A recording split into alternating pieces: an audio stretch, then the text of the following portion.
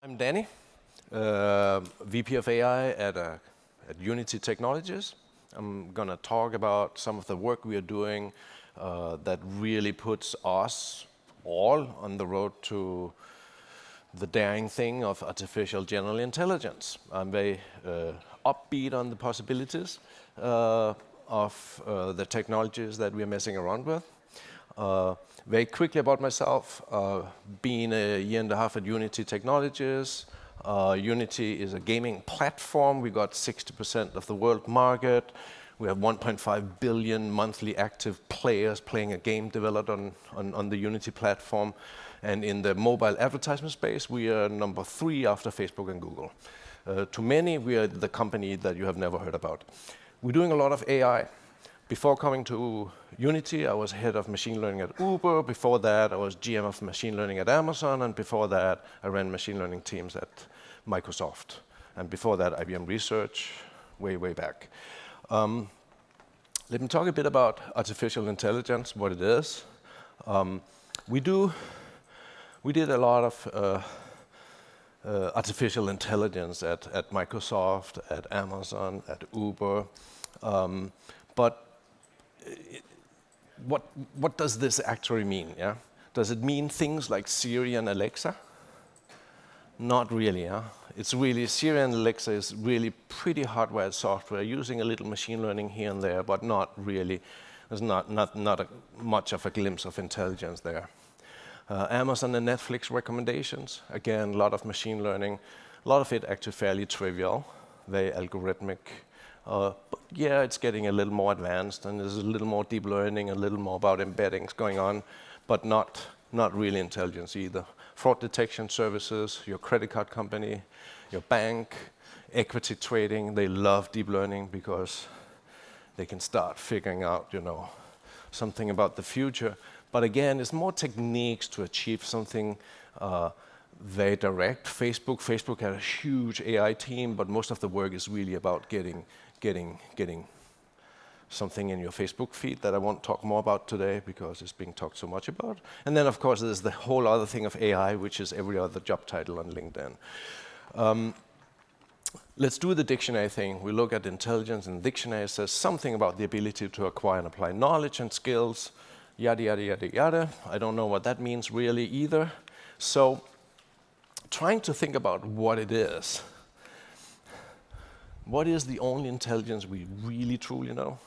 Yeah. So you go to all these AI conferences, you hear about all these different techniques being applied, but let's take a step back and say the only intelligence we really know, that is the intelligence in biological systems. Yeah.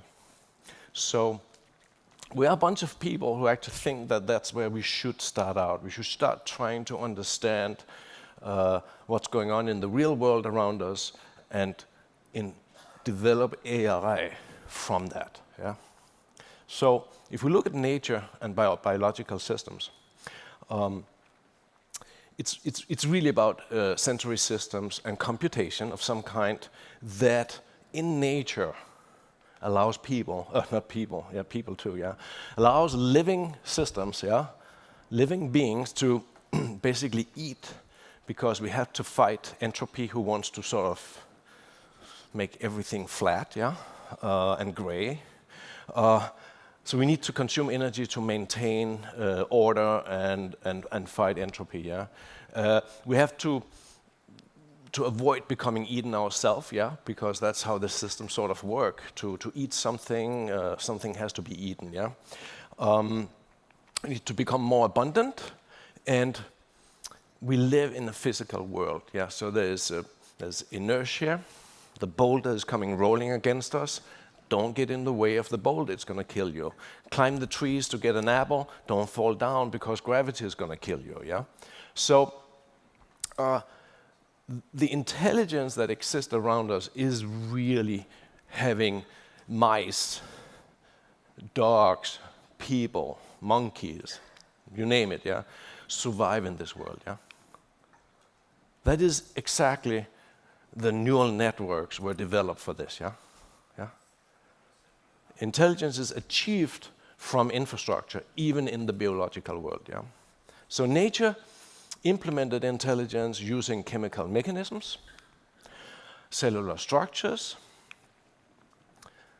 created multicellular organisms where they specialized into different organs and they communicate with each other and help each other to build an animal.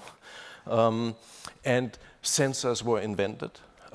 Probably things like touch, like taste and smell was very early on. We know that that sight came very suddenly 450 million years ago. Before that, living beings could not see. Suddenly they developed eyes over a very short span of maybe 350,000 years. Yeah. So nature created this infrastructure to achieve intelligence for living beings to survive. Yeah. So if we think about that, and then give it some thought, the company I'm coming from, which has developed this gaming engine. What is a gaming engine? Yeah. It's really a real-time 3D spatial environment that has a physics engine and creates an ecosystem, a closed ecosystem that in many ways very closely replicates the real world. Yeah? In some sense, you can say that the Unity platform, the gaming platform, is much more than that. It's actually your private AI biodome. Yeah? Yeah. So it's no coincidence that a lot of AI research is working on games, working on trying to play games and then demonstrate AI that way. Yeah? But there's more to it. If you just get under the surface, there's more to it. Yeah? It's not about the games. It's the fact that the games create this biodome, an ecosystem that you can apply AI to. Yeah? So just as nature came up with real neural networks, we come up with our technologies to achieve the same infrastructure, or similar infrastructure, to achieve the goal of intelligence. Yeah. So let's talk a bit about these machine learning training environments. Yeah. There are a bunch of them out there. Some of them are focused on the visual aspect of what we call pixel learning. There are some examples of, say, the Atari games, where you basically have 60 by 60 or 80 by 80 pixels you look at, the AI system looks at, and play the game. Yeah. There are examples of physical environments, focused on the physical properties. So it's like you have seen these humanoids learning to walk from scratch without having been told how to walk. It's all physics. Yeah. And there are cognitive challenges. Playing Go, playing a board game, that's a cognitive challenge. Yeah? There's really no physics in place. There's really no visual aspects in place. It's all cognitive. Yeah? So we see a lot of environments out there that deal with very specific areas, primarily in the areas of visual, physical, and cognitive. Yeah? So if you look at the ecosystem that we have at Unity, we're like 1.3 million developers. I think there are tens of thousands new games every month, stuff like that. Yeah, it's an enormous ecosystem, and there are all kind of aspects being covered in the Unity ecosystem, where people build, single shooter game with very, very high degree of graphical accuracy. There are physics-based, cognitive-based games. There's everything. There's high fidelity, low fidelity. Yeah, there's everything you need to actually create these learning environments. Yeah. So let me quickly put something in here about the primary learning algorithm for nature, which is reinforcement learning. Nature uses reinforcement learning in a number of ways and in a number of abstract ways through evolution. But let's just get to the basics here of reinforcement learning, which is this ability of a system to be based on a feedback loop between observations, actions, and rewards. Yeah? So if you think about the way that, say, Amazon works, it's really, as you're an initial customer at Amazon, it's really them observing your behavior, showing you some stuff, see your action, and maybe you buy or you don't buy. Maybe you click purchase, maybe you don't click purchase, yeah? And they keep exploring you until they get to really know you very well, and then you sort of moved into the phase of exploitation, yeah? This is also how it works in nature, yeah? So learning, going to school, is the same thing. It is about exploring and entering this feedback loop where you go from purely exploring to, hopefully you keep exploring all life, but to a big deal of exploitation too, using your knowledge, yeah?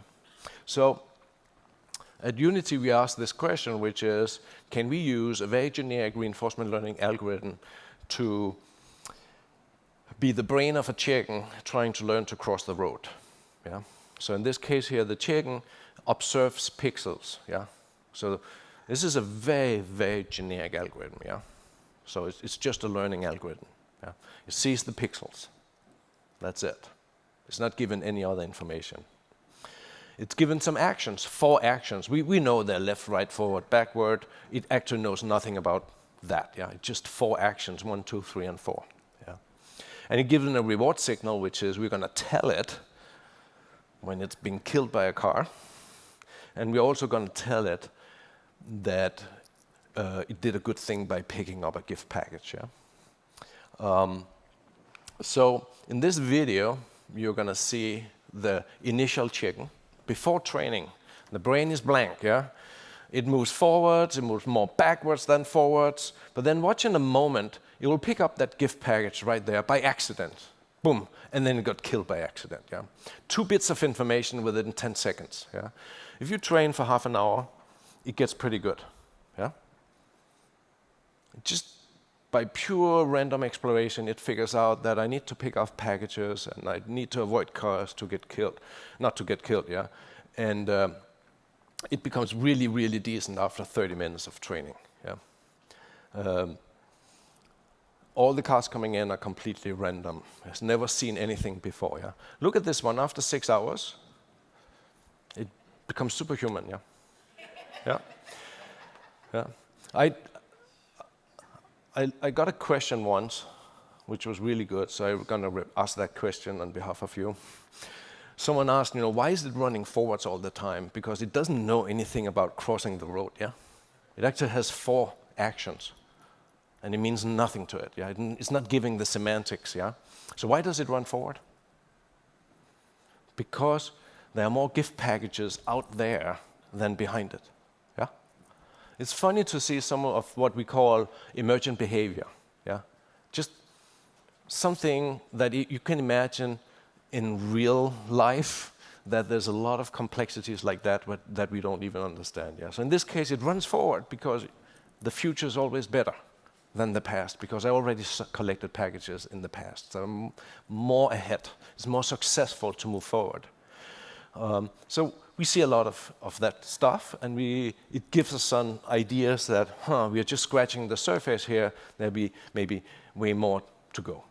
So how do we do this? Well, we have made a framework called ML Agents that is open source, that allows any developer to start playing around with these leading algorithms from DeepMind and OpenAI. Yeah? Standard reinforcement learning algorithms, yeah? You create an environment, you're using the Unity editor, you can create anything you want. Just look at all the hundreds of thousands of games out there. There's a framework. It gives you some software that tells you your game objects needs to be able to observe and act. There needs to be some brain of some kind. That's your machine learning model. And it needs some coordination, and it's all hooked up through Python to, say, Google's TensorFlow. And that's where the algorithms, they run and do the learning part, yeah?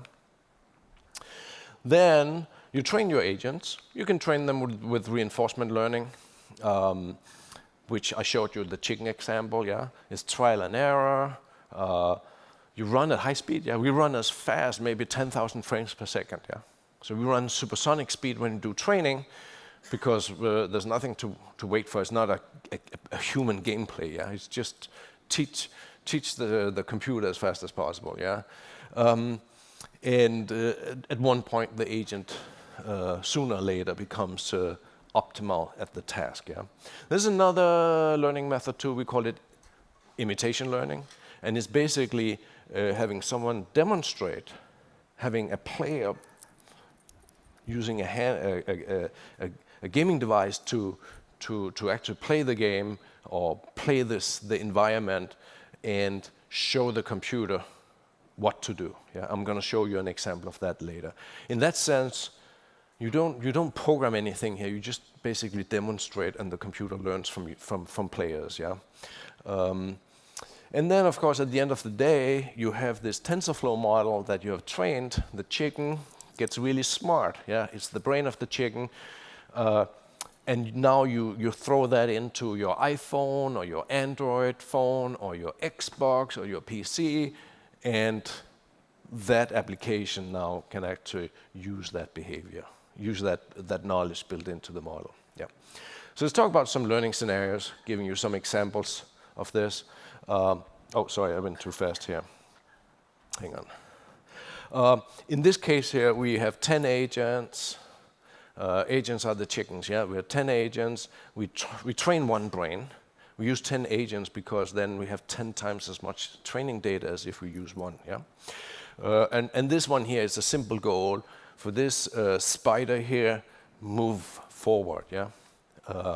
And it's about the joints and the rotations and stuff like that. So there's no programming here, yeah? So it's the same algorithm, same learning algorithm as the chicken, yeah? And in this case, after some time of training, these guys figure out how to use 4 legs to move forward, yeah? So no software engineer sat down and figured all this out, yeah? Let's show another one. This is an example of 2 agents. Again, one brain, but they have reverse rewards. So overall, we want them to play together. So in this case here, after some half an hour of training, they get really good at playing each other. Yeah. Again, it's completely what you call tabula rasa, yeah, from a clean slate. These guys just figure it out by trial and error. Yeah. We can actually disconnect one of the game objects and put a human player in there to play against the computer that way. Yeah. Now here's the computer playing against itself. Yeah. Let's take another example. Was more fun earlier in the year when there was the World Cup in soccer. But we built this one here, which is basically a soccer example of a striker and a goalie. Actually, to be correct, it's a defensive player and an offensive player. Yeah? We don't really tell the goalie how to play, and we don't tell the striker how to play. We just say the goalie get punished if they're scored upon the goalie. Yeah? The striker gets a reward for scoring at the other end. Yeah?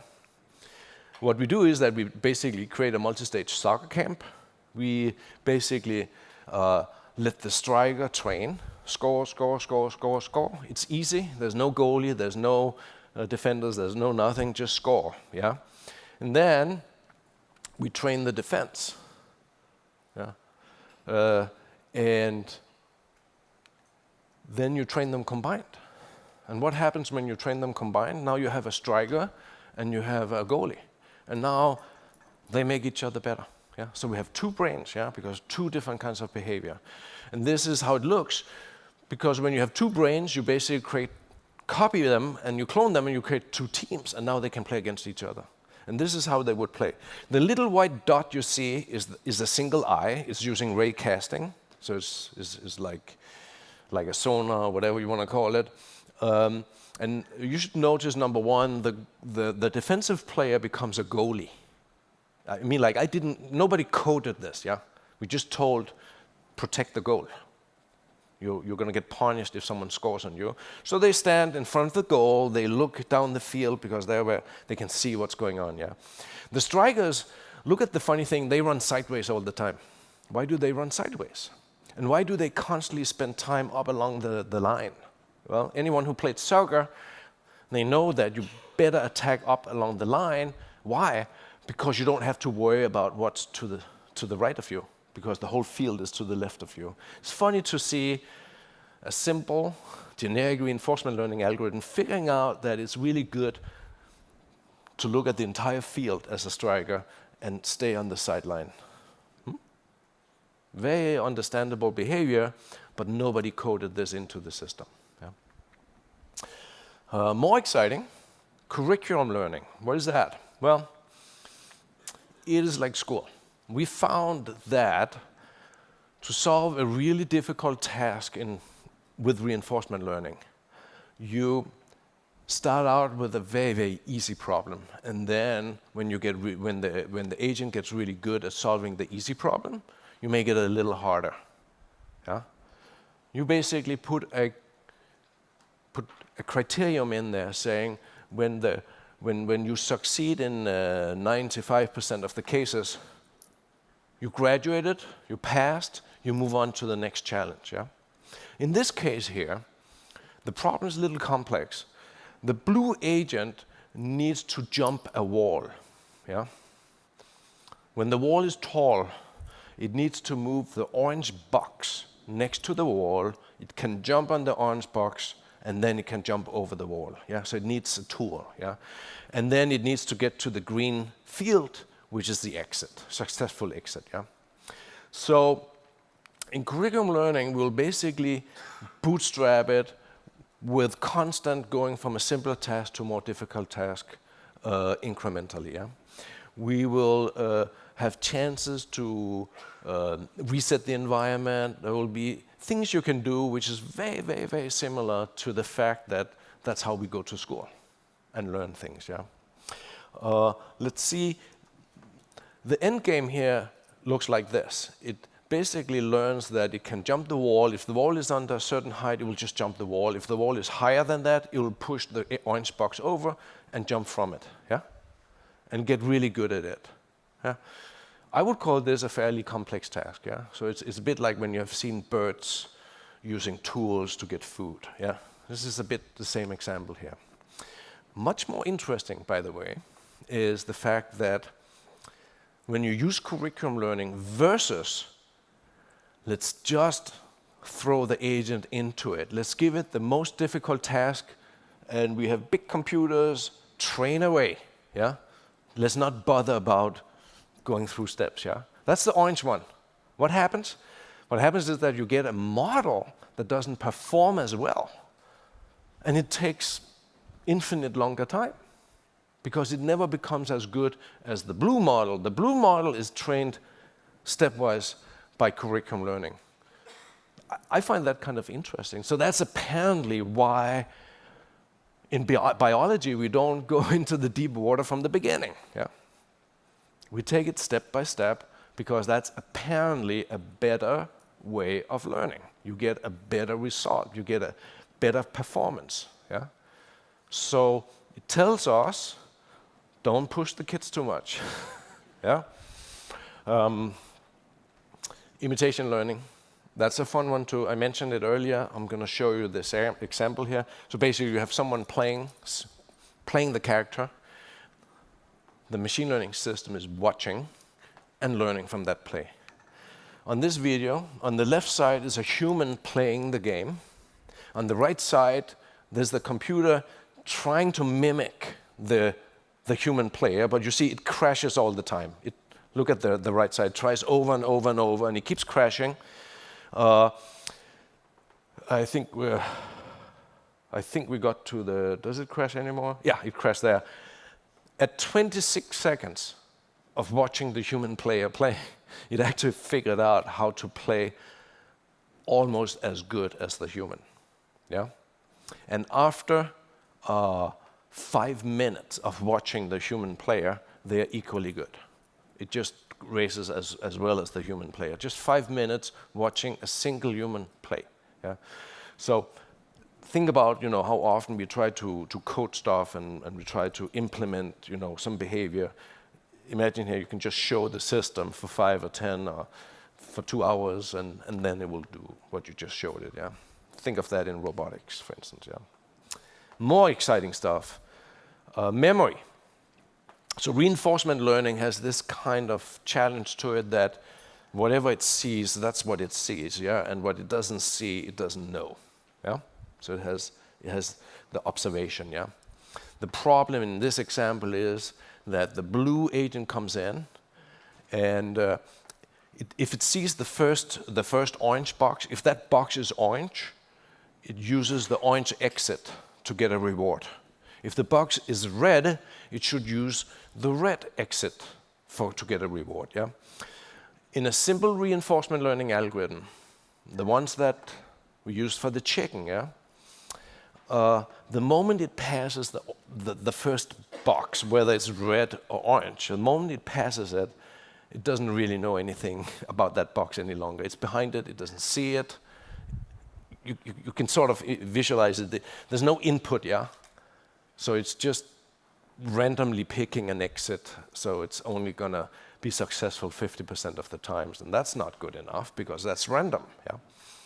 So what we found is that if we build and we call this, this is in the industry called long short-term memory, so we build in a neural net that maintains some recollection of the past. It gets really good. You will see this example. It looks at the first, and then it picks the right exit. Now it picks the red exit, and it gets, 100% correct very quickly. That's an example of adding memory capability to your agent, yeah? The fun thing is, we actually didn't tell it what matters, the color. It could be the shape, it could be the positioning of that first box, it could be anything. It learns what it should remember. So again, it's very generic. The programmer is not sitting there saying, let's store the color of the first box in this variable and then, pick the right exit, yeah? No, we just say, the rewards function is this, go. So it learns to remember what matters, and it won't remember what does not matter, yeah? So it could, in some other scenario, could be that the first box could be like a triangle or a square or whatever, yeah? And that determines which exit to take. Then it will figure that out, yeah? So it's very important to understand that we build these capabilities in, and then the agent uses those capabilities, yeah? So the ML agents are open source. It's on GitHub. Next week we're going to release the 5th update of it. It has a bunch of environments in there that you can see. The ones I showed you today, there are other environments in there.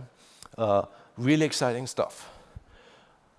Let me take you a bit further and say we have added more stuff to it. We're going to have humanoids in there. So any developer can go home and do the stuff that DeepMind and OpenAI are doing on their own PC or Mac, yeah? These humanoids, train them to jump on one leg, train them to walk, whatever you want to do, yeah? We have curiosity-driven exploration. It's a paper we were inspired from Berkeley. It's super interesting. There are some problems, just like the memory example, there are some problems that have what we call a very scarce, a very open event space, yeah? So you have to do something, and then you have to do something else, and something third, and the probability of ever getting it right and learning it's just never going to happen, yeah? So in this example, I'm going to show you the agent needs to navigate a house with rooms. It needs to find a room with a push button in. It needs to push that push button. And then it needs to, a stone pyramid is created in another room with a golden coin on top. It needs to find that pyramid, knock it over, and collect the coin, yeah? You can try to do this by random exploration, yeah? Random hit the button, random, it's never going to happen, yeah? So what we found is that by implementing a second machine learning model, which is emphasizing the concept of curiosity. And what does that mean? Well, curiosity means that anything I see, the thing I am worst at predicting the function of, let me explore that first. So, in other words, I come into a room. Actually, because there are 6 rooms, I explore rooms because I don't know what's in the other room. If I look at this room, what's in the other room? Let me hurry over there. If there's something in the room I've never seen before, let me touch it. Yeah? So we go from, in this example here, the agent will never ever learn it with a trivial or standard reinforcement learning algorithm, but with curiosity, it will very systematically, constantly pursue the thing it knows the least about. Yeah? So some of the behavior is that it will not get stuck in one room because it will always try to find another room. Yeah? It will never overlook the push button. Boom, there's the button. And then let me go and see if we can find something else I don't know about. There it is. And the reward function here is collect the gold coin, or the cube. Yeah? So it's an example of anyone who I often have a lunch or a meeting and someone says, yeah, reinforcement learning cannot really solve all these other problems. Sorry, this one was considered very hard to solve. It's solved. It took us 2 weeks. Yeah? Yeah? So when I see this, like, okay, it took us 2 weeks to dramatically solve a problem that we thought was unsolvable, tells me that we have only really scratched the surface in all this. Yeah? We haven't really done much yet. Yeah? So hierarchical learning is another one. In this case here, I have a spider walking, so it needs to learn to walk. Yeah? But I want it to walk to a destination. Yeah? So I have 2 machine learning systems here. I have one that's the eye, that says, I want to get to the cube, yeah? And it tells the legs, get me over there, yeah? So you have 2 machine learning systems. This is hierarchical learning, yeah? It's basically one part of the brain telling the other part of the brain, let's go over there, and then the other part of the brain figures out how to move the legs to get over there, yeah? So again, it's a combination. Like curiosity is another example of how I can, for instance, easily in reinforcement learning, learn how to move from, move forward. I showed you that example of the spiders moving forward, yeah, or the humanoid moving forward. In this one here, it actually learns to move forward, but also turn to go against the target, yeah.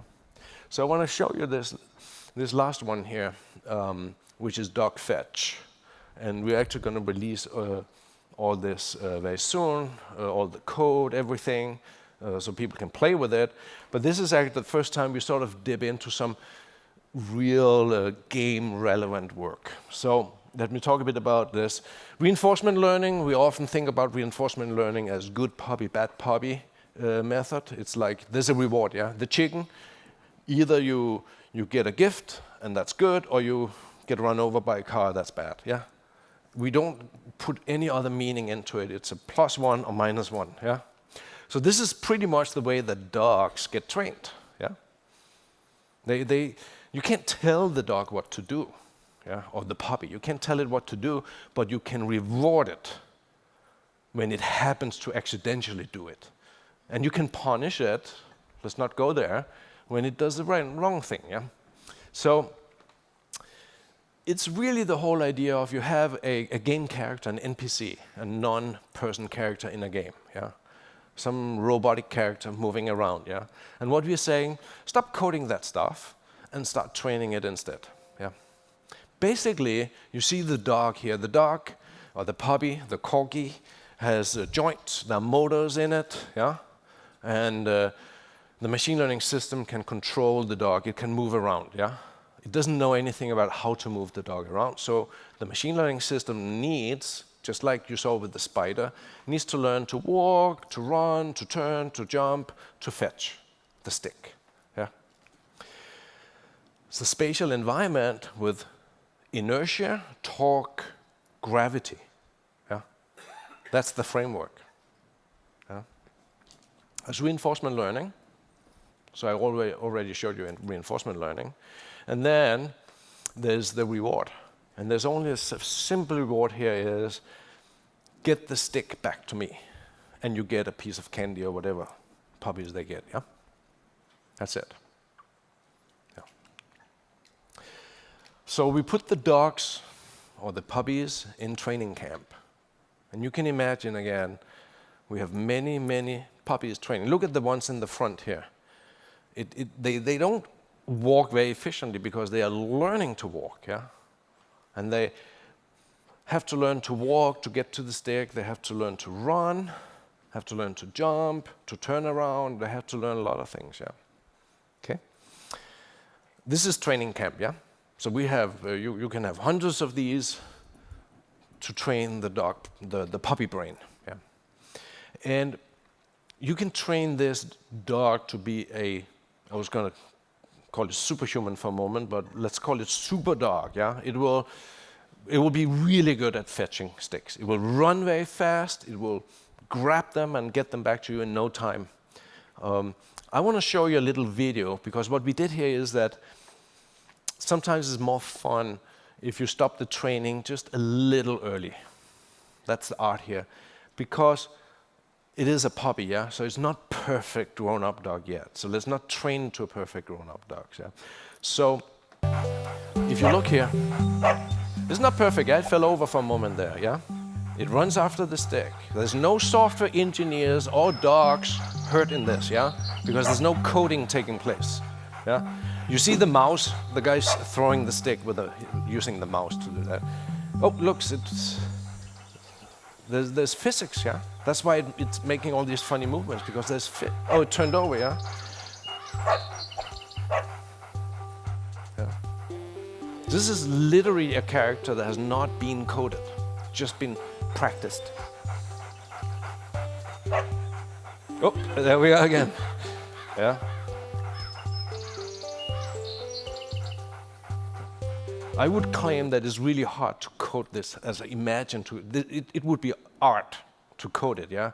Now it's just training, yeah?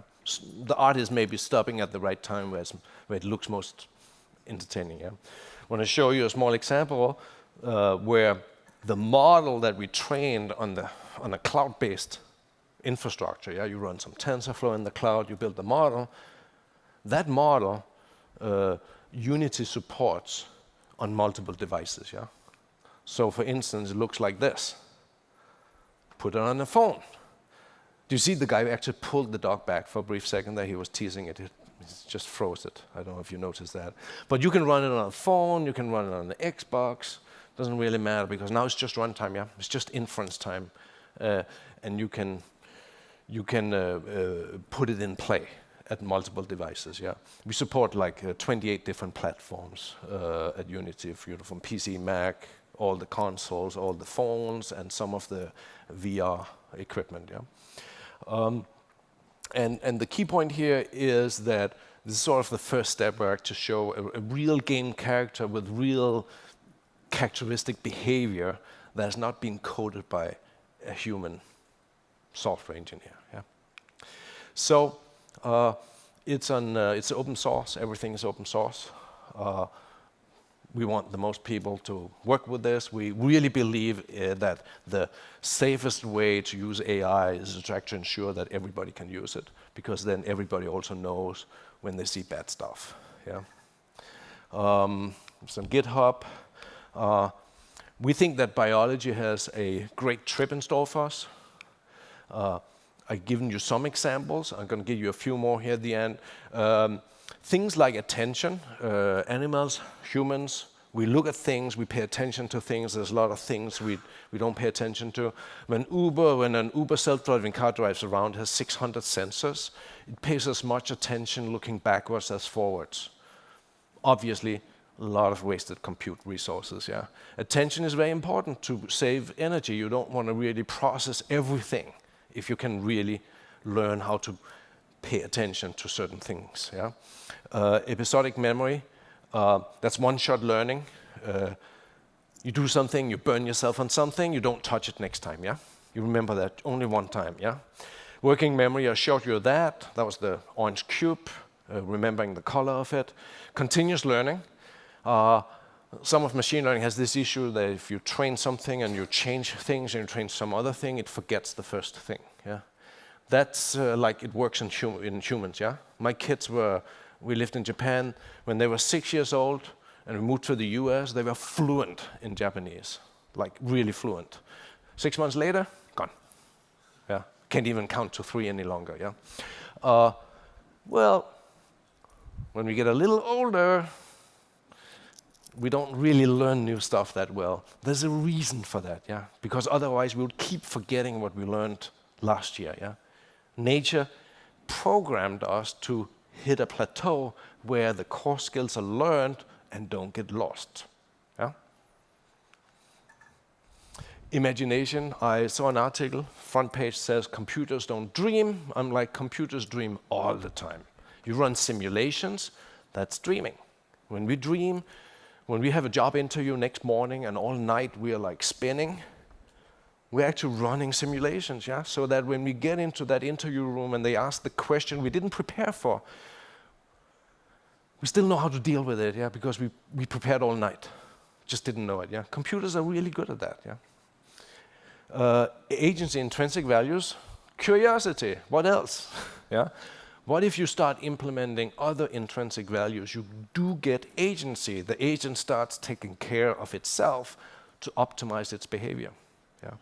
A lot of stuff I showed you is where we thought it all out, but imagine that it can start learning through massive scale simulations. It can learn what really matters, that we don't have to tell it what matters. Yeah.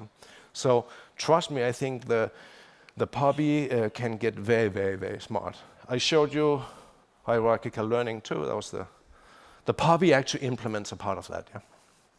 So finding the stick and get the body to move in that direction. Yeah. So that was what I had in store for you today. I hope you enjoyed it. Yeah.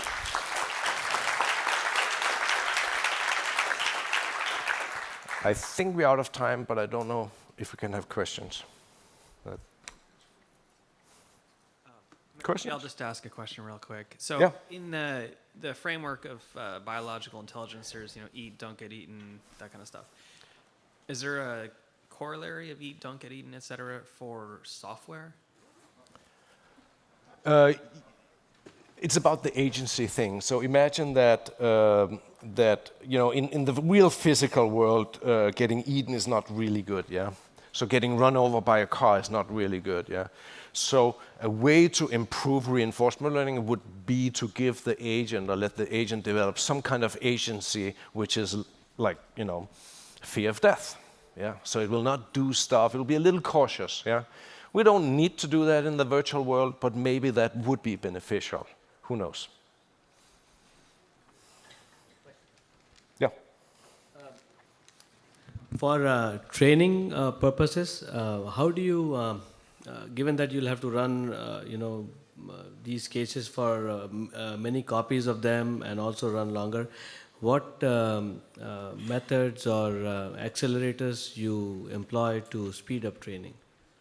Yeah, so we basically what you do is you run within one instance of the Unity engine, which is when it's a game engine, it's just one instance that you're playing with. But within that one, you saw how we had many training fields for the dog. You can basically create a lot of training fields within the same instance, and then you can create 1,000 instances running in AWS or Google Cloud and just generate even more data. Literally, when it comes to simulation, the sky is the limit, yeah?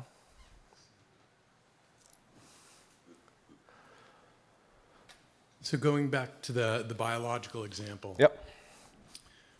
we have the ability to teach our young. So we know that getting hit by a car is a bad thing and Yep. teach our young not to go play in the streets. Is there a corollary that you can imagine in software so that you're training a model and that model trains another model? Imitation learning. In imitation learning, you basically have the one model, which is the human. Right. Yeah, but it could be another machine learning system. Yeah. There's also a lot of luxury that you don't have in the physical world. We can copy brains, yeah? Yes. And that is, by the way, I want to comment on that. Just that is actually a very important point, which is the fact that, let's just dream a little, yeah? I train the perfect chemist, and then I need 10 of them. How long time does that take me to train the next 9 ones on Google Cloud or AWS? It was like, copy. Yeah, I can copy a skill into as many skills as I need, into many clones of that skill as I need, which is kind of very interesting if you start looking at the impact of AI on economic growth. Right. Because you don't have to hire people, you don't have to train people. People don't have to get born and go to school to become chemists. You just clone them. Yes, it is all very interesting for sure. So, sorry. Can you comment on how you got one brain that's going to be doing the performing to converge based on the training of 1,000 Unity platforms, each running 1,000 agents? So you have a thing. You basically the magic here. Some of the underlying magic is, of course, networking and stuff like that. You will do a distributed training approach, but at the end of the day, you train a single brain. Yeah. So you want all these many agents. Their experience needs to feed into the construction of one brain. When we say brain, it's like it's a machine learning model. Yeah. But you want to feed into that model. When you have a very distributed system and you do this at scale, there are a lot of software engineering challenges which comes into play to do that efficiently. Thank you. Okay, so you mentioned like if you want to spin off 1,000 instances, it's all done in the cloud. Yeah. So have you considered any kind of P2P type of things, or you can eventually have a network of desktop devices that does all that? A lot of interesting scenarios. So in the most simple scenario, you basically spin up a number of instances and you run what we would call embarrassingly parallel. They're just all independent, feeding into the same model. But you can also get into situations where you create you have many agents. They're running in distinct engines, but the engines assemble one global world where they can interact with each other. I didn't talk about one thing today, which is social interaction. There's just so much you can do in 40 minutes. But think about interaction between agents. Imagine they can start talking to each other from server to server, etc. So there's some very interesting aspects there. Yeah. Okay. That's it. Thank you.